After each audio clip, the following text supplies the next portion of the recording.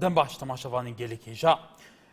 هەرێم چاوە سەردەریە دیگەل پارچە دنیای کوردستانی بکە گەلو ئەvە ناو نیشانên تەوەرێمە ئیرۆ تەوەرێ بەردەمەمایکە خەڵکە بێگومان نهادا پارچە دنیای کوردستانی ڕۆژئاوا ڕۆژهەڵات باکوورێ کوردستانی ئەوجی دیکەریزاندا دەرباز بن دناو هاواران تەفگەرین شۆڕەشگیری هەنا خەباتên سیڤیل هەنا چاڵاکی هەنا لە ڕۆژاوای کوردستان بتایبەتی کولەوەرنها بەشێکە زۆرە vê parçeyat کە ئازادکردن لێکی ریزا ئابووری دژوار لەوێرە هەیە دنها دەبێژن کو gelek بزەحمەتی نان و شەوات سوتەمەنی بەدەست خەڵکی دکەوە بەحسەوەیەکیشتی تەکردن کو سنوورێ نوێ سنوورێنە دیگەل هەرێما کوردستانی هاتنە تاڵبانکردن بێگومان ئەنکو هاتنە سیمەکردن لە سەربێژی gelek نەرینی جودانە ئایا هەرێما کوردستانی سەرکرداتی سیاسی لە باشوورێ کوردستانی کوبتنێ پارچەیە لە هەر چەر پارچەیەن کوردستانی ئەوژی بەشێکیش vê parçê نەک هەموو نزیکل 150 هێشتا دەبەرێن ڤەقەتاندینە هێشتا نیزەعەل سەرن هێشتا نەڤەگەریانە بۆ ژێر ئیدارە حکوومەتە هەرێما کوردستانی گەلو چاوا تەعاملێ دیگەل پارچەن دنیای کوردستانی دڤان گوهارتنی ڕۆژهەڵاتە نەڤین و divê ڕەوشان هادا بکە ئایا li gor ejenda û li gor siyaseteke ku çarçovê vê siyasetê vê ejenda vê stratejiyê berjewendiyên netewîn niştimaniyên parçeyê dînê Kurdistanê bêne berçavgirtin teamilê bike. An bi şêweyekê wekû gelê cara çavdêr dibêjin zêdetir ejendaya awan welatên ku ev parçe dabeşkirine li van parçen lê dijî berjewendiya van parçeyên Kurdistanê cîbecî bike. Bi dîtnava çawa herêma Kurdistanê teamilê digel parçeyên dîniyên Kurdistanê bike gelo. دنهادا باکوری کوردستان خباتا سیویل خباتا چکداری برفره به هزاران کرد دناوا زندانین ترکیه دنا ویرجی دا خازم افین خود کن لروشالات کوردستان و کوین دیبیجن سیاست تیتا دهیم دبینن تیتا جیبجی کرن به دهان هزار کرد لور نها دناوا باجاران دا آلوده مادن هوشبر بونه دهنا زندانی کرن دهنا اعدام کرن خواندنگهنان دهنا سلطان خویندکانیدان دهنا شوطاندن گلو هرما کوردستان پیوستش بچه شوازک تعامل دیگر پارچن دنیا کوردستان بکه ولی جان هرم چون معامله لگر پارچکانی تری کوردستان دا بکه لا استای روشالاتی نوارزه لا استای واقعی پارچکانی دری کوردستان بیش گله دو بشه باشوری کوردستان که لجر اداره حکومت هرمی کوردستان و ده صلاتی کردی دایا سرکرداتی سیاسی لهرمی کوردستان برای او پیوسته بچه شوی تعامل لگل پارچکانی دیگه کوردستان که بگم على سر او تعاملش بچونی جواسه بچون هي الان هرمی کوردستان سرکرداتی هرمی کوردستان به شکل احزاب کان انکو احزاب کانی ده صلادار او احزاب کانی تریجه همویان جبهجکار اجنده ولاتانی او ولاتانه که هرمی کوردستان او که پارچکانی دیگه کوردستان لسر اوان دا بجبوه اوان زیاتر اجندای ده صلادارانی اوان جبهجای کن لنا کوردکان چونیتی تعامل کردن لگل ملفی کردی هشیا الان بشویه کی حکیمانه تعامل که برای او استا تعامل هرمی کوردستان لەگەل پارچەکانی توی کوردستان چوونە و پێویستە چی بکرێت ئایا لە چارچێوەی ئەجندایەکی گشتگیری نەتەوەیی کە خزمەتی پارچەکانی دیکەی کوردستان شیابێ کە بێگومان وەکوڵێن چاوی پارچەکانی دیکەی کوردستانش لەسەر ئەم دەسەڵاتی سیاسی لە هەرێمی کوردستان و لەگەل لەسەر ئەم حکوومەتی هەرێمی کوردستانە بەتایبەتی لە ئێستادا باس لە تاڵبانکردنی سنوورەکان لەگەل سووریا کرێ بێگومان بچوونی جیاوازیش هەیە لەسەرەوێ گەلێک لە بەرپرسە پارتەکانی ڕۆژاوی کوردستان ئەڵێنەوە حەقی هەرێمی کوردستانە کە لە ڕەوشی سووریادا کە ڕەوشێکی ئەمنی خراپ هاتووتە پێشەوە ئەوەیش سنوورەکانی خۆی تون بکاتەوە هەشیە بێگومان پێچەوانە وەکو نوێنەری پێداڵێ بۆ هەرێمی کوردستان حکوومەت هەرێمی کوردستان سنوورەکانی خۆی لەگەل تورکیا و لەگەل ئێران تەربەڵ ناکات لە ئێستادا کە ڕەوشی ڕۆژاوی کوردستان کە ریزێکی ئابووری قەیرانێکی ئابووری زۆر قۆڵی هەیە نان دەست خەڵکی ناکەوێت سوتەمەنی نییە بۆ لە ئێستادا تەڵبەندی سنوورەکان کردووە بێگومان وتەبێژی حکوومەت هەرێمی کوردستان بوو چەپەمەنی ڕاگەاندووە کە ئەو تەڵبەندکردن لەسەر هاوڵاتی سیڤیل نییە بەلکو ئەو بەچەند هویەکی دیکەوەی ئەوان ئەمە تەڵبەند کردو ئەم سنوورە بەرحاڵ بەرزان ئەجەندا و سیاست و شێوازی تەعاملکردنی هەرێمی کوردستان ئەحزابەکانی هەرێمی کوردستان لەگەل پارچەکانی دیکەی کوردستان لە چ ئاستێک دەوێت چون ئەبینی پێویستە چی بکرێت لە خزمەتی وەرگرتنی سەرنجی ئەوەی بەڕێزەم لەسەر ئەم تەوەرە هوشیار لە کەڵەکچەیەکیان پەیوەندی فەرموو تۆنی کاکە کارباسی سەر چاوم خۆسی بەراوەکە لێ دەکەم زۆر سپاس فەرموو من لە ناو سەرابڕاوەکات تەلەفۆن دەکەم خەڵکی بۆدی ئافدەریم بەڵێ خوشحالی فەرموو من تەمات بچێت تاوەڕەکەت دەربەسم لەبەرەوەی ما خلق عبدالي بصوت عرض عرمانية وحكومة ما خفانجي والسفارات بكالت كيس حتى يسأل نخوش خانة معنا إشتعايق معنا نتشتيق معنا دعوكارين بو معنا يستبكري مدرسة ما كما نوفر معنا بقرى بەڵێ کاک شیار بەڵێ هیوادارم سەرنجی گەشت بێ بەڵام تکایە بەڕێزان تکایە تەوەری ئێمە تەوەرێکی زۆر گرنگە تەوەرێکێک کە ئێستا باسی گەرم و ڕۆژەوی هەم کوردەکان هەم سیاسەتی کوردە هەم دەسەڵاتداری هەرێمی کوردستان و هەم ڕۆژەوی چاپەمەنیشە ئێمە باسی تەوەرەکەن تکایە لەسەر تەوەرەکە قسە بکەن ئێمە مەمنونی وابین تەوەری ئێمە باسی ئەوەکە تەعاملی هەرێمی کوردستان لەگەڵ پارچەکانی تری کوردستان چیەکە دواتر بەپێی پێویست و بەپێی خاستی واقعی ژیانی ئێوە ئێمە تەوەرەکانی دیکەشێکێنەوە کاتە قسەی خۆتان بکەم لێرە خزمەتی ئێوەکەین ساڵح لە هەریرەوە کای ساڵح تکایە لەسەر تەوەرەکە فەرموو کای ساڵح بزعمت من لبادوني بسام توركت عن السياسة تەوەری ئێمە هەرێمی کوردستان چۆن تەعامل لەگەڵ پارچەکانی تری کوردستان بکە والله زرداني بنكم كبعثكم بلا مستوري ايوانيا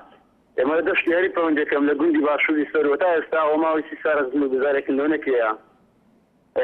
بقول هذا صوت بسم الله تكان كده لو دقيقه يساري ديانات يعني بيانات تنبي صوره كده كان لو جندي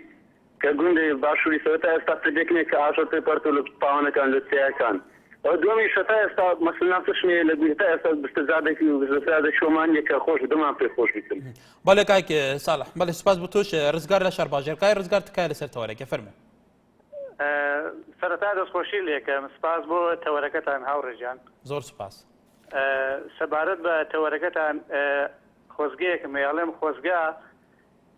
هەموو میلەتی کورد نەک هەر لایەنە سیاسیەکان هەستیان بۆ مەسئولیەتە بکردایەکەوە ئەرکی سەرەکی ئەوانە ئێمە وەکو کورد وەکو دانیشتوان هەر هەمومان هاوکاری پارچەکانی تری کوردستان بوونایە بە تایبەتی لەو کاتانەی کە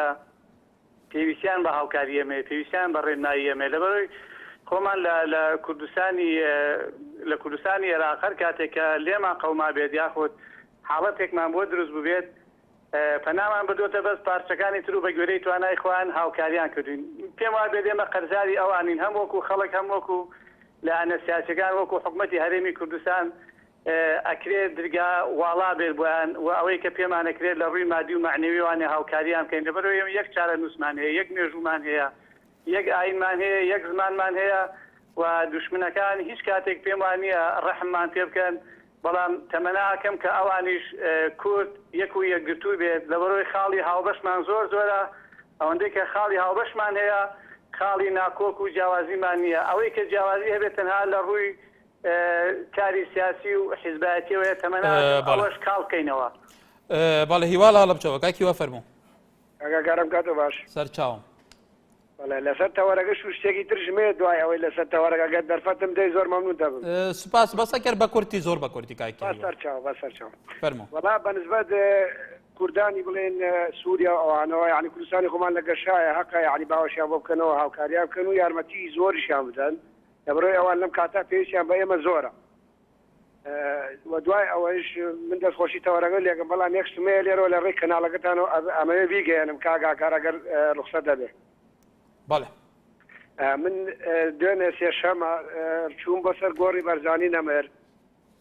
یعنی آخر وەرەقەم ئەوە بوو کە چوومە ئەوێ والله هیچ موقیفێکیان نەبوو یعنی زۆر عیبوو بۆ خۆیانە من داوای بەرپرسیم کرد بیبینم خاوەنی 10 ساڵ خزمەتم لەناو پارتیە مەمنونم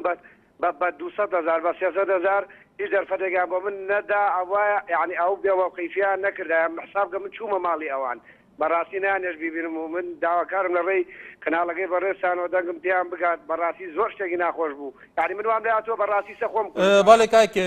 هیوادارین سەرنجی تو گەشت بێ هیدات لە کەڵێکی فەرموو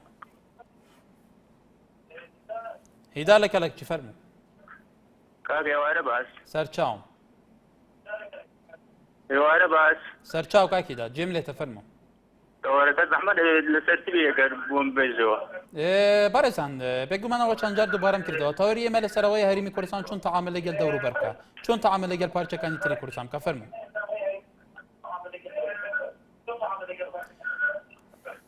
والله حکومەت ئێمە زۆر زەحمەت لەگەڵ دەور و بەر تەعامل بکە و ئێمە دا ئێستا تاکو ئێستا حکومەت ئێمە کێشەی حەرمانێ ناتوانێت حەلێک بوومان بخەت گوندێکی بەسیط چۆن دەبێت هەتا بەڵێ سوپاس بۆ سەرنجی تۆ بەرزان تکایە لەسەر تەوەرەکە لەبەرەوە تەوەری ئێمە تەوەرێکی گرنگە تکایە با لە تەوەرەکە دەرنەچین بۆی ئەم بەرنامەیە سوودیە بە ئەگەر سەرنجێکی منطقیە بێ بۆیە بلایەنە بەرپرسەکان بگا ئیش لەسەر بکەن لەسەر تەوەری ئێمە زۆر ئاشکرایە لەسەر شاشە لە بەرچاوەیە دووبارەکەمەوە تەوەرێمە سەر هەرێما کوردستانی چاوە تەعاملێت گەل پارچێن دنیای کوردستانی بکێت بێگومان پارچێن دنیای کوردستان ڕەوشێک هەیە ڕەوشێکی ئاورتە هەیە گرتن هەیە کوشتن هەیە بدارڤەکردن هەیە gelekî rawşên dinyên hemwar da دژین تعامل هەرێما کوردستانێک و باندۆریەکە باش هەیە لەسەروان گەلول چ ئازبی تکایە سەرتەوەری سەردار لە سلێمانی کای سەردار فەرموو ئێوارە بەس کاکەکار سەر چاوم دەستخۆشی بەرنامەکە لە یەکەم زۆر سپاس کار بەنسبەت تەوەرەکەتەوە ئەگەر سەیری کوردستانی باشوور و کوردستانی ڕۆژاوا و ڕۆژهەڵات کەی وازانم کوردستانی بڵێن سووریا کە ئێستەکانێ دووازان بەرنامەکە زیاتر لەسەرەوە بەڵێ زیاتر لە کوردستانی خۆمان لە هەموو شوێنە زیاتر هاوکاری کردنەوەتە بۆ نمونە 7-8 کەس لە ناو دوهۆکە کەمپینیان بۆ کەینیان بۆ داناون پێڵن ئۆردوگایەکیان بۆ داناون کە لەوێ تیاژێن لە هەمان کاتشان ناکرێتەوە هەموو سنوورەکان وڵاکەی لەوەستی دۆری دێتام دیۆشی دێتام دیۆ ئەو کە داخراوە تەربەنکراوە وازانم بە قەنەعاتی من لەبەر ڕەوشی ئەمنی داخراوە ئەگنا لە کوردەکان دانەخراوە دەستخۆشی بەرنامەکە لێ یەکەم بەڵێ سپاس جووتیان لە شەرباژێ فەرموو بەڵێ سڵاو لێ بێ دەستخۆشی بەرنامەکە دیەکە بکات زۆر سپاس بەڕاستی خۆی ئیتیجای شۆڕشی کوردی یا حکوومەتی کوردی هەدە سەرەتاوە تا ئێستا ڕوون و ئاشکرا نییە یعنی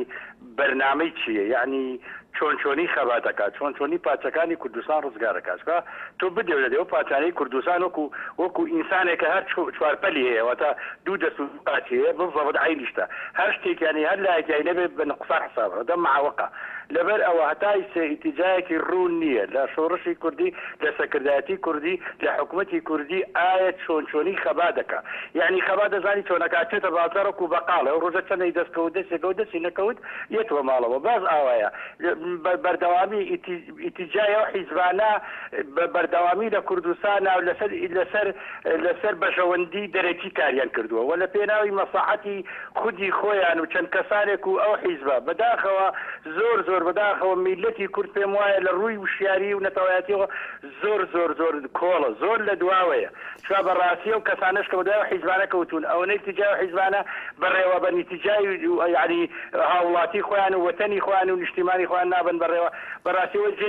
جێکە گوێمان لێ بێڵن ئەڵە سنوور لە کوردەکانی سووریا ڕۆژاوا داخراوە بەڕاستی ئەوە جێی داخە وەکوایە مناوەکی خۆمان لە ژوورەکە بەدرگای لەسەر داخی ئەو ناخۆش بەڵێ سپاسە بۆ سەرنجی تۆشی دیار لە زۆێر بەڵێ کای دیار کاک دیارە کرد بەڕێستان جێ لێمەیە بەڵێ بەداخەوە دیارە پەیوەندێکی پچرا بارزان جاف لە تۆری کۆمەڵەتی نووسێ پێویستە زۆر شەفافە نەبێت و ئەو داکوکیان لێ بکە هەروەها ئارە چاوڕەشیش نووسێ هەموو کوردستان وەکو یەکە و ملکی کوردن پێویستە هەمومان وەکو یەک سەیر بکرین و بە جیاوازی لای نەکان هەروەها ڕێداریش ئەنووسێ دەبێت بە چاوێکی یەکسان سەیری هەموو کوردستان بکات چونکە لە کۆتاییدا هەموو هەر کوردستانە ئەحمەد لە دووەکێت گەرمە کاک ئەحمەد کەرمکە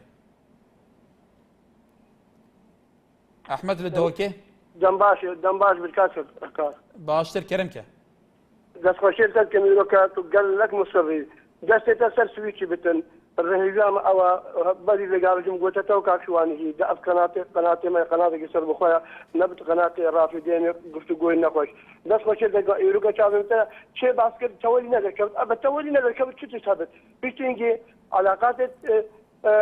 هەرێمە یانان باکوور باشووری گەل فاسدی علاقاتك براتيا اجتماعية نتويا او برادر بيجي يقولوا كجو دريجي ومسؤول بجاك يجي قول امنشن بيجي فلان ريك بكيريا ريك نينا روجي صد دوصد هافانتنا ببلادنا بناخذن كمبار دوميس كاجا كد حدي كابجي كذا بس او نزار عندك بو اما شيلاندني نخوشي اما مسؤوليه ما وان ايكا برايت ايكا الروحه ما ايكا الله بخش خاصه بدمندك بيجون كان الكرديين كابلاد من بدريك الازل بشابيلي مديربيني والسحيره وحنينه او تزاننا أبش قاسم مشكلات خلق الدين أم برايت إيكن رجل كده وتشاوبت في مصلحتها يعني لم بيشن يعني ولكن تشتسر مدى بيه بله كاك أحمد سباس بسرنجاتك وشار لدي بقى وفرمو ايوه باشتر سرتا دەستخۆش بەرنامەکە لە یەکەم دارشە پەیوەندی دەکەم لە دیبەگان زۆر دەرم هاوڵەمان کردیا داوا لێ برنیش لێکن خۆشحالی فەرموو پەیوەندیکەت زۆر سپاس سەبارەت بە تەوەرەکەت ئێستا ئەو سیاسەتەی هەرێمی کوردستان سەرکردایەتی کورد پەیڕەوی دەکات بەرامبەر بە سوورەکانی تری کوردستان پارچەکانی تری کوردستان پێم وایە سیاسەتێکی غەڵەتی گرتووەتە بات پێویستە لەسەر سیاسەتی کورد سەرکردەکانی کورد ئەو سیاسەتە پەیڕەو بکەن يعني آمانزی دولتی کردیان هست هر وقت شوف إرساکا خصوصا رژیمی سوریان لبرابری روخانیتی پیشتری سیاست دەستەوەەکانی کوردیا بوو بەڵام لە هەموو پێنج دەوڵەتی دنیای کوردی زۆر تێدایە سەدام حوسێن حەقی کوردی لە هەموو دەوڵەتەکانی تری بەڵام دڕندە بگەران بە نەتەوەی کورد ئەوە بۆ کورد ئێستا ئەو هەرێمی بەدەستێنایە لە سووریا هەرێمێکی ترمان ئەوە پێویستە لە بەرنامەدا یعنی ئینشاءالله بە هەوڵ و قووەتی خوای هەرێمی کوردستانیش لێرە وەکو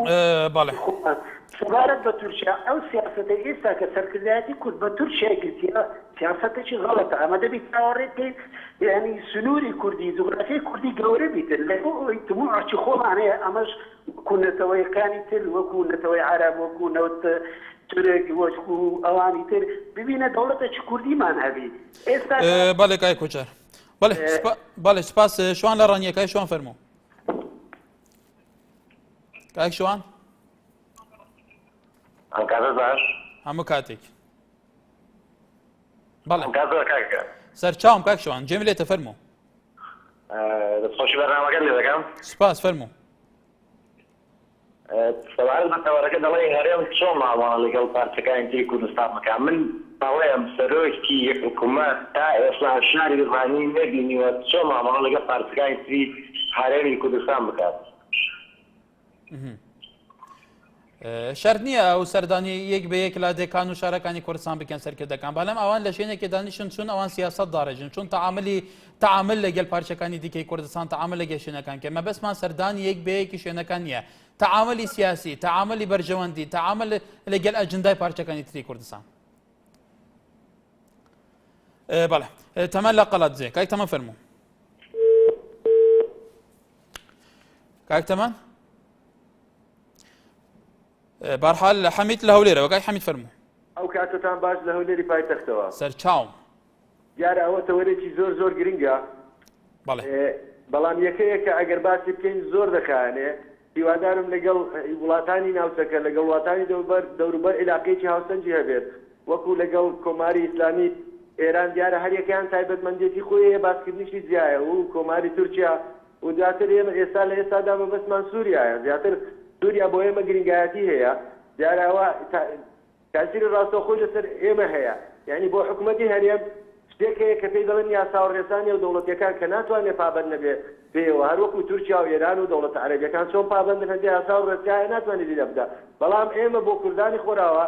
ناتوانین ئێمە پێیان بن ئەوە بکەن ئەوە بڕۆن بەڵام ئەگەر خۆیان داوا کاریەشیان هەبێ هیچ کەس ناتوانێت پێشیان پێ بگرێ و لە هەمان کاتدا ئێمە دەبێ هاوکاریان بکەین کۆمەکی مرۆیان بکەین یارمەتیان بدەین کە ئەوانە دێن وێرە نانیان نیە خواردنیان نیە بەڵام بۆ داخلی سووریا خۆیان دەبێ و حیزبە کوردستانیانە لە نێو خۆیاندا یەک بن و ڕاوێژ بکەن بۆ حیزبە کوردستانیانەی ئەو پارچەی ئێمە کە تەجروبەی تاڵیان هەیە کاکە ئێمە شەڕی شاخمان کردووە شەڕی شارمان کردووە دواتر پەرلەمانمان داناوە حکوومەتمان داناوە عێلاقەیەکی تا ڕادەیەک لەگەڵ دەوڵەتانی دەوروبەریان دروست کردووە لەگەڵ دەوڵەتە گەورەکانیان دروست کردووە بەڵام ئەوەی لە ناو سووریادا ڕوودەدا بە تایبەت مەسەلەی خۆیان دەڵێن پەیدا هەیە دەستی گرتووە بەسەر چەند ناوچەیەکدا یعنی هەر کەسە بۆ خۆی چۆن دەبێت لە ناوچەی لە مەسلە حەلەب مەسەلە لە شێخ مەقسوود یعنی هەندێک خەڵک لەوێ هەیە لەگەڵ ئەوانی تر کەس نازانێت ئەو پارتیە لەگەڵ ئەو کتێ لەگەڵ ڕوودەدات بەڵام ئەوە دەبێت دڵنیا بن کە ئەم سەردەمی ئازادی گەلان مافەکانی خوان ناسیوەتەوە یعنی بەلافیتکەی باهۆزی گۆڕانکاریەکان هەموو بەڵێ کاک حەمید بەڵێکانی دۆمینا یەک بە یەک هەمووان بەسەرێک دینا دەڕوخێنێ سپاس بۆ دەرفەتەی پێتاندام زۆر سپاس ڕەوف لە شاری سلێمانی فەرموو کاتێ باش سەرچاوم بەڕێز من پێم وایە لە کوردستانە برایەتی و تەبایەتی لە هەموو شتێک باشترێکە بەڵام ئێستا ئەمە ئەبیستی لە جیاتی ئەوەی کە بۆچی گلیان بۆ لێ نەکەنە دەسڵات ئەزیزی منەوە تا خزمەتێکی گەورە بە ملەتی بە خەڵکی ڕۆژ ئاوای کوردستان نکاتەوە تا ڕێگان بۆ کاتە بە کەیفی خوان هەموو زەخیرۆکەلوپەرەکانیان بووە بن و بەڵام نایەڵن یەک فڕۆکەی تورکیا بێتە خاکی ئێرانەوە یەک منین بێتە خاکی کوردستانەوە یەکسەری خەنە خوارە کاکە خوا هەموو فڕۆکەی کەوتۆتە خوارە هۆی تورکیا و ئێستا ساق سەربازێکی تورکی لە کوردستانیان نیە ئەمە هەر بوختانیان بۆکەن ئازیزی من ئەوە تا ئێرانیش لێرەوە چەند گوندی وێران کرد ماڵیان ئاوا بێ خۆبەڕاتی دۆستایەتی و پاراستنی خاکی کوردستان هەر بەو شێوەیە بێ یەکمان لەوە زیاتریان پێ ناکرێت بەڵام ئەوان بە هەربی لەوە بکەن و ئازیزی من کاتێک کە بینیان بە هەمووی حیزبەلایەنەکان لە مووسڵ و لە کەرکووک و لە دیالە یەکە گنەوە هەموو یەکجا کردووە هەموو عەرەب و تورکمان و ئەوانی تر هەمووی کەوتنە خۆیان و خۆیان یەکیان گەوجەم فرای خۆیان نەکەون ئەوانە فۆتێن ئێستاش عەرەب لە ترسی تورک ناوێت لە ترسی کورد ناوێت شتێ بکات لەبەرێ ئەزانن ئەگەر کوردیەک گوتوو بێت بە تەواوەتیوان تێگەشتێن هەر ئەم نیۆڕۆیەک لەیەکێ لە کەناڵ عەرەبەکان و ئەڵێ کورد بۆی نییە بە هیچ جۆرە باسی کەرکووک بکات کەرکووک کوردستانی نییە کەرکووک وڵان نەوتەی عەرەب بە تاریخ و بە جوغرافیا ئەوە دیارە بۆ ئێمە ئەگەر میلەتی ئێمە و خەڵکی ئێمە بەرپرسانی ئەم وڵاتە یەک بووناوە یەک گرتووبوونایە عەرەب دەتوانێت ئەو قسەیە بکا و کاتێکی ئارام بۆ ئێوە بەڵێ ڕەسوول مێرگە سۆڕێ کەرەمکە الو مرحبا سەرچاوە سەرەتا دەستخۆشتانی دەکەم سەبارەت بەم تەوارێکی گرنگە زۆر سپاس فەرموو سەبارەت بەم تەوارەیە بەڕاستی پێم وایە هەرێمی کوردستان بە شێوەیەکی پۆزەتیڤ بە شێوەیەکی باش تەعامل لەگەر پارتەکانی تری کوردستان دەکات و لەبەرەوە ئێمە دەبێت ئەم شتە بکەین کە هەرێمی کوردستان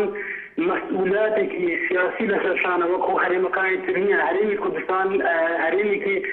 دیاریکراوە هەرێمێکە ینی تابرێ ینی کەمێک سەربەخۆی لە ڕووی سیاست يعني سیاستی دیپلۆماسی دەخارجی پێویستە ینی هەرێمی کوردستان ئەو تەعاملاتی هەیە لەسەرشانی ینی مەسئولە لە پەیوەندیکردن مەسئولاتی سەرشان هەیە مەسئولاتی سیاسی لەسەرشان هەیە وەکو پارتەکانی تری کوردستان نییە چەند ڕۆژ پێش ئێستانی زۆر لە ڕۆژنامە نووسانوانە باسییان لەو بابەتەی دەکرد کە سەبارەت بە ئۆپراسیۆنی دیجلە لە کوردستانی تورکیاوە ینی لێدوان دەدرا ئەگەر هێرش بکرێتە سەر هەرێمی کوردستانی ئێمە ئامادەی بچین دیفاعیان لێ بکەین و بەرپێکیان بدەینەوە گوتیان ئەگەر هەرێمی کوردستان بێ وها بە هانایی ئەوانی تر ناچێت بەڵامجێدا من دەڵێن هەرێمی کوردستان لەبەر ئەوەی هەرێمێکە مەسئولیاتی لەسەرشانە مەسئولیاتی سیاسی لەسەرشانە ناکە ینی هەموو سیاسەتەی بکات وەکو سیاسەتی حیزبەکانی تر ینی لایەنەکانی تر من پێم وایە سیاست هەرێمی کوردستان سیاسەتێکی ڕەوایە سیاسەتێکی دروستە لەگەر دەوروبەری دەکات بە هیوام ینی ماوەیەکی زۆر کورتیش ینی وەکو دەوڵەتێکی سەربەخۆ بەڵێ کاکی ڕەسوول سپاس مەریوان لە زەڕایان فەرموو ئەلووە کاتتان باش سەرچاوم بەسەگە تەلەڤیزیۆنێکی کسکەی کاک مەریوان فەرموو دەستخۆشی بەرنامەکەتان لێ دەکەم برای بەڕێزم زۆر سپاس بوو بەڕێستان فەرموو تەلەڤیزیۆنەکەت کسکە زۆر باشترە بێ لەبەرەوە دەنگی تو باشتر بەسەر چاو برای بەڕێزم وەڵی برای بەڕێزم ئێمە لە شاری زەڕایانەوە هەموو کەس و هەموو چین و توێژەکان و بەلایەنە سیاسەکانەوە بە حیزبەوە بە خەڵکی فەقیرەوە بە خەڵکی مەدەنیەوە کۆمەڵێک کەلوپەلی خواردن تقریبان 21 دانە سیارە بڵێن تڕێ لە درێژەکان بەڵێ بۆ ئاوارەکانی سووریا دابینمان کردووە لە خۆراکەوە لە کەلوپەلەوە لە خوێنەرەوە لە ئەوەی بڵێ عەشای ماڵەوە هەموو شتەکانمان دابین کردووە یعنی هیچ کەسێکیش ناتوە کۆمەکماکە بڵێ لایەنێکی سیاسی یا حیزبێک یا ئیلا خەڵکەکە نەبێ خەڵکی فەقیر خەڵکی هەژار ئەوەی یعنی لە عینی خۆیان بوایە پارەی یاوە کەلوپەلی یاوە خواردنیە ئێستا بردومان لە عەربە دامانیاوە عەربەتیش 4 ماڵی تایە 4 ماڵی سووری تایە کۆمەڵی ئاوارەژەیە لە منتیقەی دووەکو ئەولی ڕۆمانەق خەریکە ئەمرن لە برسیارە لێراشە داوامان لە حکومەت کوڕە کاکە 4 سیارەمان بۆ دابین کرد بە ئەم کەلوپەل خواردنە تیان نەچێ و بیوەین بۆ ئاوارەکان هیچ کەسێک بەلایەن یعنی هیچ لایەنێک ناتوە بەدەم داواکارێکمانەوە بەڵێ مەریوان هیوادارین سەرنجی تۆ گەیشت بێت کە ئێوە کۆمەکتان کۆکێتەوە بێگومان ئەوانیش پێویستیان بە کۆمەک هەیە بۆ هیچ لایەنێکی پەیوەندیدار وەکو تۆڵی ئێوە پێیان وتووە و هیچ جابێکیان نەبووە شێرزار لە شاری کەرکووکەوە فەرموو ئەو کاتت باش سەرچاوم ساگی قورآن دەستخۆشی بەرنامەکە لێ یەکەم زۆر سپاس فەرموو بەنسبەت خەڵکانێک گەڵێن نازانم چۆن خەڵکانێک تێگەن لە هاوکاری حکوومەت بەرامبەر ئاوارەکانی ئەو تێگەشتنی خەڵکارێکە کۆخۆی تێگا ئەکرێت و سەرنجی لەلایەکەوە دەوروبەر لە ناوێکەوە دەوروبەر بەوەی هەڵێن کە حکوومەتی هەرێم مەشق بە کوردانی ڕۆژاواکەن و لەلایەکیشۆ لە ناوخۆڕێن وەڵا سنوورەکان داخراوە بە ڕووی ئاوارەکانی خۆراوایە بەڵێ ئەمە من باوەڕ ناکەم کە سنوورەکان داخرابێت لەبەرەوە ئێستا تا حالیان ئێستا زیاتر لە 6,000 ئاوارە ناونووس کراوە مەعەدا ئەوانش کە هاتوونەتە بەبێ ناونووس لە شارەکانی تری بالە کاک شێرزاد زۆر سوپاس بەرەزان بە بەرنامەی ئێمە تەوەری ئێمە لەسەر هەر چوار پارچەی کوردستانە لەسەر کوردستانی باکۆر با ئێمە لە بیر نەکەن لەوێش قەیرانێکی زۆر گەورە هەیە لەوێش بێگومان تا ئێستاش شەڕ و پەفچوون بەردەوامە لەوێ گرتن بەردەوامە لە ڕۆژهەڵاتی کوردستان لەوێش تا ئێستا چاڵەکانانی کورد لە سێدارا درێ بە پێی دوای زانیاری لە یەکێک لە شارەکانی ئەوێ تا ئێستا زیاتر لە 20,000 گەنج ئاڵودەی مخدرات و چاپەمەنی ئاڵێ بوونە لەبەرەوە بە 100,000 خەڵک نەخوێنارە بێگومان ئەوەش بە پێی سیاست وایەکلێکە بۆ خەڵکی بەم شێوەیە ڕەوشی ئەو پارچەکانی کوردستانیش ڕەوشێکی باش نییە خەڵک لەوێ لێ بندەستە خەڵک لەوێ لەسەر بیرۆڕایی لەسەر ناسەمەینەتەوەی لەسەر زمانی خۆی بێگومان ڕۆبەڕووی کێشە بێتەوە پێویستە هەرێمی کوردستان بێگومان ڕەوشی هەرێمی کوردستان ڕەوشێکی ئەسکارە پارچە وڵاتانی دیکەش بە شێوەیەکی تەعامل لەگەڵ هەرێمی کوردستان کە پێویستە لێرەش سیاست بە شێوازێک بێت ئێمە قسەمان لەسەر هەر سێ پارچەی دیکەی کوردستانیشە باوکی پەیام لە سلێمانی فەرموو کارێوارە باش سەرچاوم وڵا دیارە خۆی ئەبێ ئێمە هەموو کاتێ کێشەنەتەوایەکان لە پێشاو بگرین و لەگەڵ ئەوە شایەنە بەڕاستی ئاگامان لێ لە کەناڵەکانەوە کە باسی داخستنی خلوولەکانێکێ بەڕاستی ئەمە جێگای نیگەرانی بۆ ئێمە ڕاستە ئەگەر ئێمە بەرژەوەندیشمان هەبێت لەگەڵ هەر وڵاتێکی دراوسێ ئەبێ ئەم بەرژەوەندێ لەسەر هاونیشتخانانی خۆمان نەبێ بەڕاستی چونکە ئەبێ پێش هەموو شتێ ئێمە مەسلەی نەتەوایەکەکان پارێزین و لەگەڵ ئەوە بەڕاستی من لێرە داوا لەسەر وکاتی هەرێمەکەم حکومەتەکەم ئەگەر شتی وا هەیە بەڕاستی وەکو داخستنی حدودەکان و تەربەندکردن بەڕاستی ئێمە لە ساڵی نەوەیەکە کە دێمان قەوما هەمومان ئەزانین کە کوردانی ئێران چیان بۆ ئێمە نەکرد چۆن باوەشیان بۆ ئێمە کردوانێ با ئێمەش ئەمڕۆ ئەگەر هەر وڵاتێکیش ئەمڕۆ ئێمە سوور ئەزانین کە چ تورکیا ئێرانە سووریا بەیان هەتا ناخۆی خۆشمان عێراقیش بێ ئەمانە هیچ کاتێک لە بەرژەوەندی ئێمە نین و هەچ کاتێک هێتە سەر مەسەلەی کێشەی نەتەوایەتی ئەوان هەر هەمویان ئەگەر دوژمنیش بن یەکە گرنگ لە دژی ئێمە جادا ئێمەش کارێکی وانەکەین بەرژەوەندیەکانمان لەسەر حسابی پارچەیەکی تری کوردستانی خۆمان بێت چونکە بەڕاستی لە ئایندەیە ئەمە دەرن لە خۆمانە و سوپاسانەکە بەڵێ بەرەزان دوایەم ناوبڕە لە سەرمان تاوەر بەردەوامە بین دووبارە سەڵاف هێجان نەژات ئەحمەد نووسێ چۆن مرۆڤ پارێزگاری لە هەموو پارچەکانی لەشی دەکات دەبێت هەرێم پارێزگاری لە هەموو پارچەکانی تری کوردستان بکە بە مەرجێ ئەم هەموو کوێخاو ئاغایی ئێستا بوونەتە دەمەڕاستە لە ئاستی هەموو پارچەکانی تر خەوانی هەڵویستی جوان و جەمێرە نابنەوەکو خۆی لێ هەروەها مەریوان فەزیلیش ئەنووسێ وەکو پارێزگارەکانی دیگە هەیە وەکو پارچەکانی تری کوردستان چونکە ئەوانیش کوردن لە هەندێکی نزیکدا دەبێتە دەوڵەتێکی سەر بەخۆ هەروەها ئاباس بریفکیشی دنویسە دەرگەی سنووری بوان vekن چونکە divێت ڕۆژێکێ ئەمژێک حوجەی وان بین و قەدری وان بگرین بە تایبەت براین ڕۆژاوای کوردستانێ بەڵێ هێجان هەروەها لامۆ شەنووسێ پێویستە بۆ هەموو کوردستان یارمەتیدەری پارچەکانی تری کوردستان بێ نەوەک پشتیان تێبکە محەممەد لە چەم چەماڵەوە لە سەرمان بابەت فەرموو کاگەرکانم کاتت باش سەرچاوم وەڵات دەربارەی ئەو سنوورداخستنە کاگەرکان بەڵێ خەڵوایە تەلەفۆنەکان نازانێت سنوور کوردستان کە تا کوێیارە سنوورەکان داخراوە ئەم 6,000 ماڵە ئاوارەی لەکوێوە داخل کوردستان بوونە بەڵێ ئەیکی هاوکاریانەکەوانەی دووەک ئەو برادرە تەلەفۆنی کرد ئەڵێن لە عەربەت 7 ماڵی لێ 7 ماڵ و 6,000 ماڵ چۆن بەراورد دەکرێ کاک محەممەد چاپەمەنی باس دەواکە ئاڵێن سنوور لەگەل ڕۆژاوی کوردستان تاڵبەند کراوە تاڵبەند بێگومە بەرپرسانی هەرێمیش ئاڵێن بۆ مەسایلی سیڤیلیشنی ئاڵێن لەوێش کریزێک هەیە قەیرانێکی گەورە هەیە لەوێ سوتەمەنی بە هیچ شێوەی دەست ناکەوێ نان هەر دەست ناکەوێ بەشە و ڕۆژ لەسەرادانا نان دەست ناکەوێ بیخۆنانی ڕەوشەوێ باستەوەشێکیان چون هەرێمی کوردستان بتوانێت لەم ڕوویەوە یارمەتی ئەوامدا کاگەرکان بەڵێ ئەی چاپەمەنیەکان نانەوەێ کوردستان حکومت نییە ئەی ساڵی حکومەتە بۆ سنوورەکەی داخستە خوافەنیە لە بازار و ڕاستە ڕێوە کاک مەسعودی لێ نازانیان وە کاک نێچیر و یان عیماد ئەحمەد کاکە دیارەوان باشترە زان و ڕۆژ کوردستان چۆنە ئەوە 6,000 ماڵە خواگەر سرە بگرێت تایوارە بۆ نان گشتیانی سەر لە سەرمایە مردوونە بەڵێ بەڵێ سپاس بۆ سەرنجی تۆ کاک محەممەد بۆرهان لە پێنجووینەوە فەرموو باش سەرچاوم دەستخۆشی تەوەرەکەتان لێ یەکەم زۆر سپاس بەڕاستی هەرێمی کوردستان ینی فەرزە لەسەری کە پارێزگاری لە هەر سێ پارچەکەی کوردستان بکە چونکە هەرێمی کوردستان بەتەنیا ناتوانێت دەوڵەت تێکدێنێ ئەگەر هەر سێ پارچەکەی تری کوردستانی لەگەڵانە بێ لەبەرەوەی هەرێمی کوردستان پێویستە لەسەری ینی فەرزە لەسەری پارێزگاری لە هەموو شتەکانی تۆ سەری کوردستانی ڕۆژهەڵات کە چەندەها کوردمان هەیە لە زیندانەکانە معتاد کراون بە دەرزی تریاک معتاد کراون سەری کوردستانی باکوور کە چەندەها کورد ئەبەستێ بە دوای سیارەوە یعنی ئەبێ ئێمە ئاگامان لەوانە بێت لەبەرەوەی سەری عەرەب بکە نوری مالکی لەبەر خاتری ئەوەی لەبەر خاتریەوەی کە عەرەبەکان سنوورەکانی ئێمان داگیر کردووە چۆن پارێزگاری لە عەرەبەکە چۆن پارێزگاری لەو شوێنانەیەکە کە سنووری کوردستانە سەرگەی سنووری کوردستانە بەڵام ئەو پارێزگاری دەکات لەبەرەوەی عەرەبە هاوردەکانی تایە لەبەرەوەی ئێمەش بەرپرسیانی هەرێمیش یعنی ناڵن کەم تەرخەمیان کردووە بەڵام فەرزە لەسەریان ئەبێ بە هەموو جۆرێ پارێزگاری لە پارچەکانی کوردستان کەن لەبەرەوەی ئێمە بۆوانەوە بین بە دەوڵەت ئەگەوانمان لەگەڵانە بێ ناتوانین بە 3 ملیۆن نفوس و بە 4 ملیۆن نفوس ئێمە دەوڵەتێ پێک بێنین لەبەرەوەی ئەتوانین بە پارچەکانی ئێمەش بین بە دەوڵەت بەلێکای بۆران سپاس مشیر زاخۆ بەرەکای مشیر لە زاخۆ مەگەلێک پێ باش بوو کاکە مشیر پەیوەندیاوی هات باوەڕگرتنش بەرکل زاخۆ وەکواف سنوورە گەلو زاخۆ فعلا سنوور هات نەگرتن ئان ڕەوش چاوایە هاتنو چوونە ڕۆژاوای کوردستانی بۆ هەرێما کوردستانی باشووری کوردستانی چاوایە بەڵێژان تەوەریمە بێگومان وەکو هین بینە سەر دنهادا وەکو داداوی حسایات ئەس بوارم پێتری 6,000 ئەوەرن ڕۆژاوای کوردستانی هاتنە هەرێما کوردستانی لە باژارên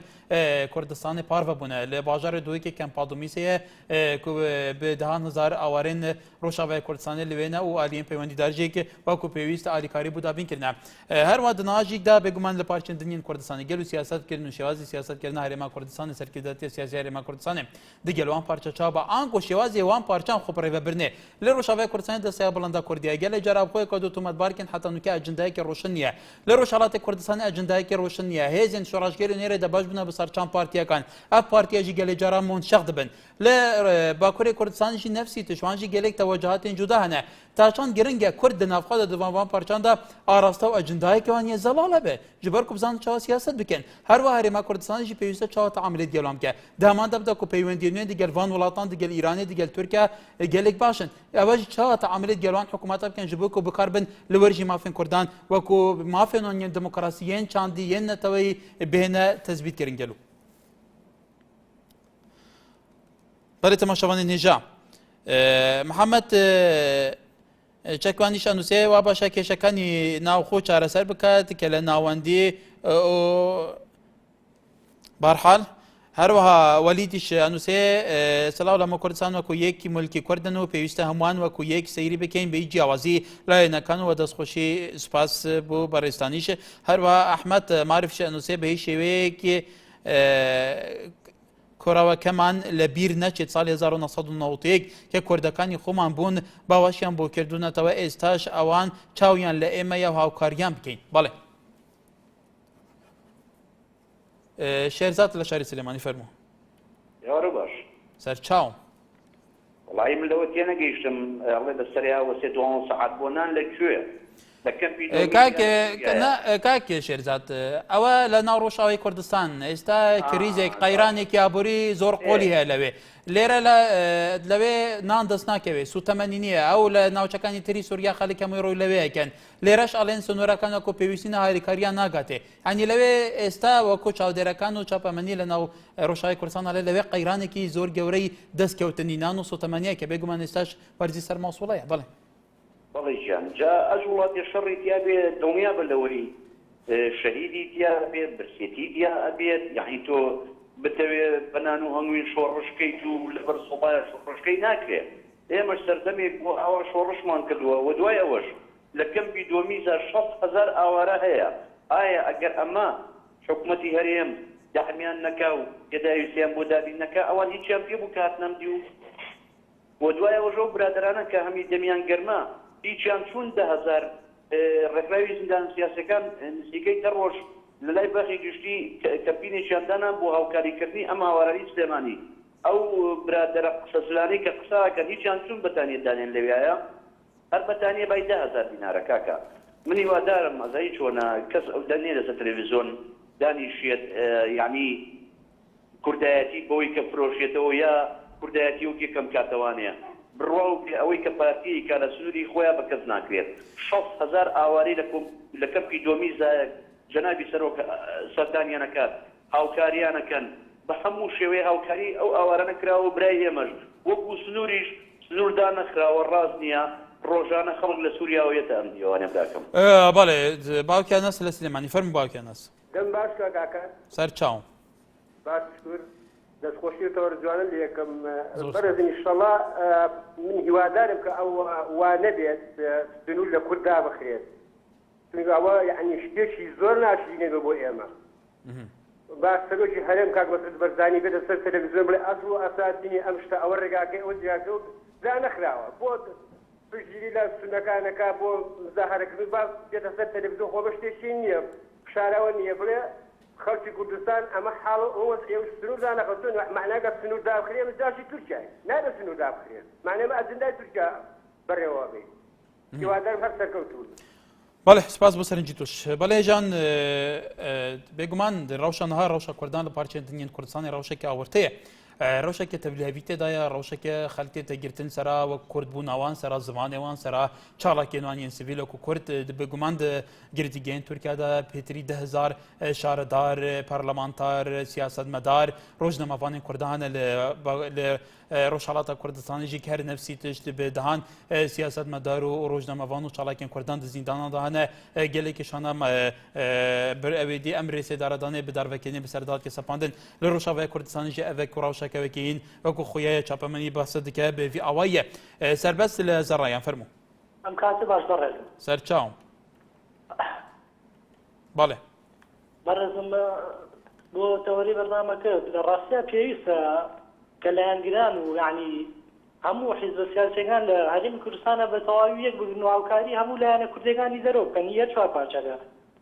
ئەگەر ڕێگەشم بەی برای من ڕوونکردنەوەی بۆم لەسەر ئەو قسانی کاک محەممەد ئەگەر یارمەتیمان بێت بەڵێ برای من کاک مەریوان تەلەفۆنی کرد لە زەڕایەنەوە پێی ڕاگەیاندن کە هاوکاری کۆمەکیان کۆ کردوێتەوە بۆ برایانەمان لە ئەوانەی کە لە سووریا هاتوونە تاربەت بەڵێ من ئەو کۆمەکەی کە کۆ کراوەتەوە لە زەڕایان یعنی زۆر زۆرە لە ڕادە بەدەرە ئەو ماڵانی کە لێوێن تەنها حەو ماڵە هەشت ماڵە لەیەتی بەڕێزی کاک مەریوان وتی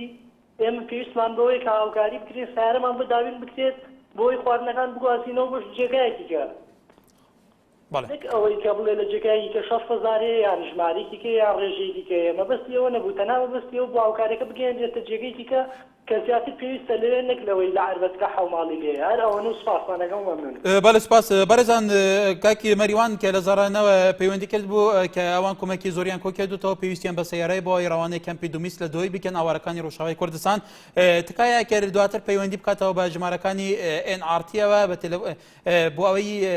برادەرێک کەسێکی دیکە هەڵویستی نیشاندەوە کە ئەو ئامادەیە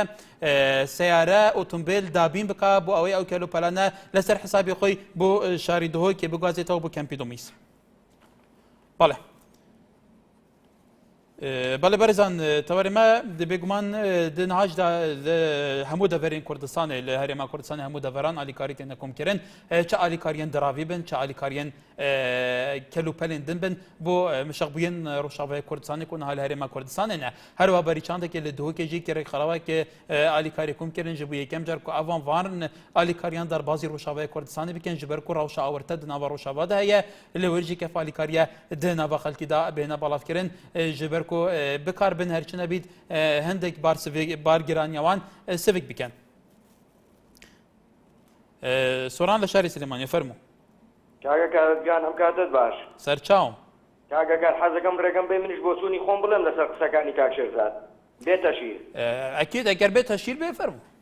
کاگەکان ئێمە هەموو ڕاگەاندەکان بینراوە بیسا ئەوە کە پیشانمانێدەن ئەجندەی تورکیایە لە هەولێر جێبەجێەکرێ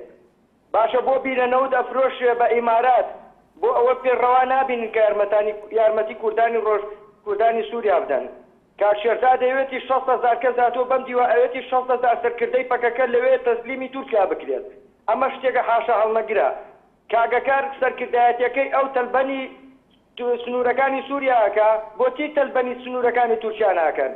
بۆچی ڕێگیری لە تایارەکانی تورکیا ناکەن کە دۆباران و کیمیایی ڕژن بەسەر قەندیلە ئەمانە کوردین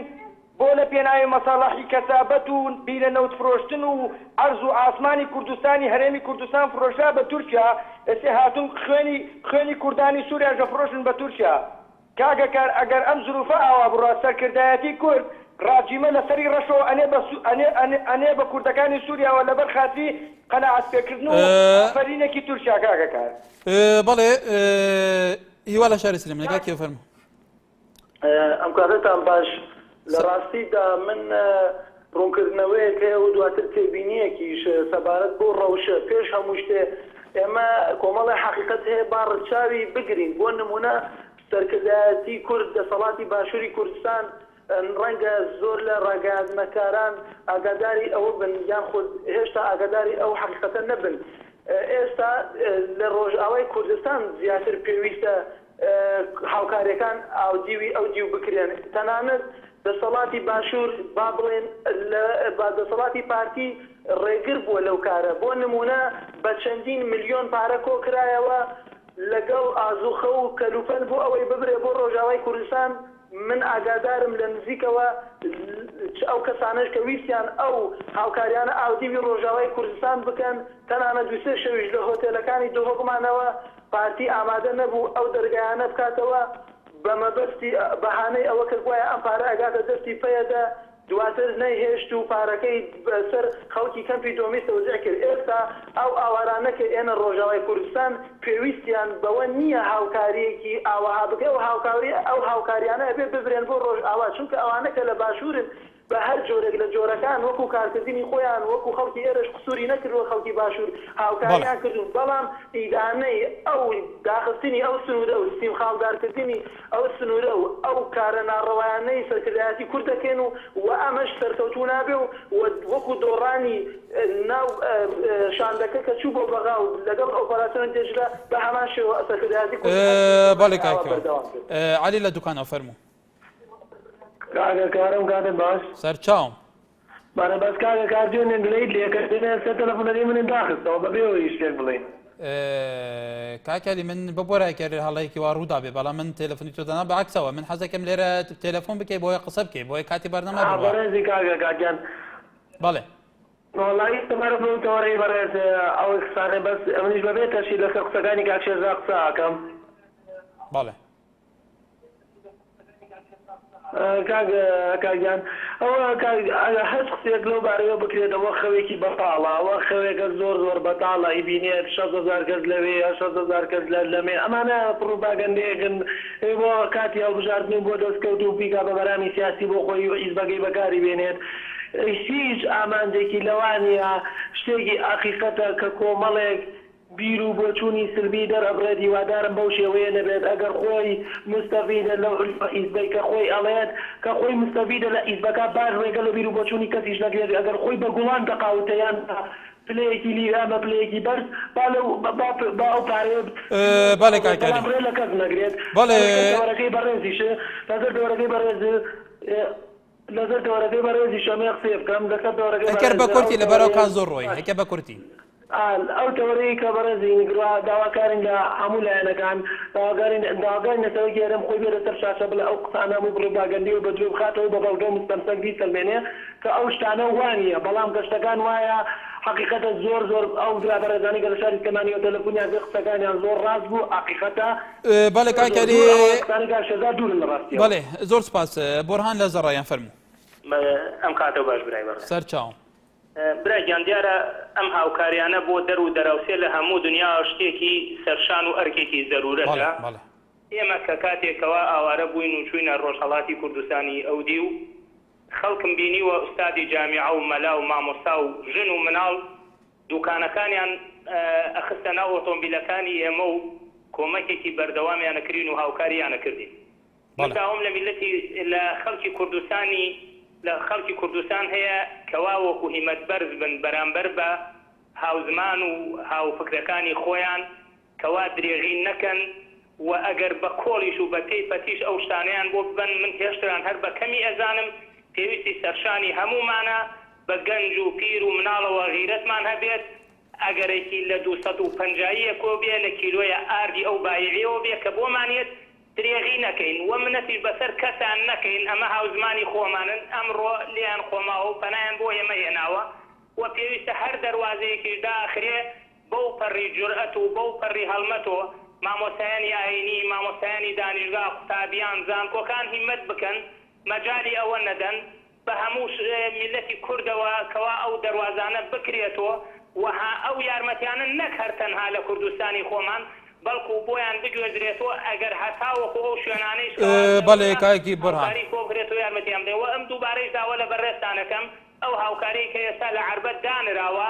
لەوەی خەڵکی زەڕیان خۆتان نەزانن سیارە و شتێکی ئەوە ئەوتۆی گەورەی تیانی ئەو شتانە بگوێزرێتەوە ئەگەر کەسێکی دڵسۆز هەبێ هاوکاریمان کا بۆ گواستنەوەی ئەو بەڵێ کاک بڕان سوپاس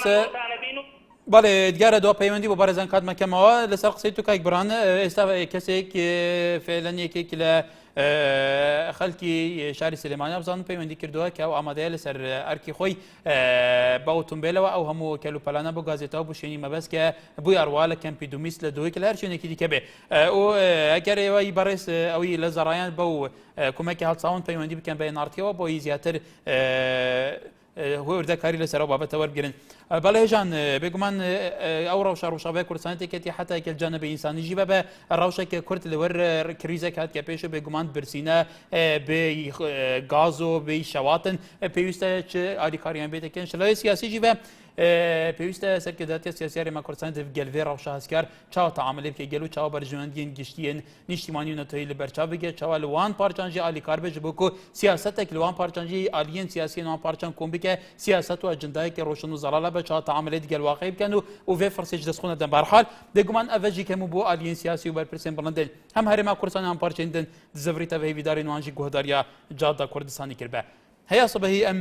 تەوەرەکی گەرمتر داد خزمەتەوە دابین هەر شاد و بەختەوەر بنێ باش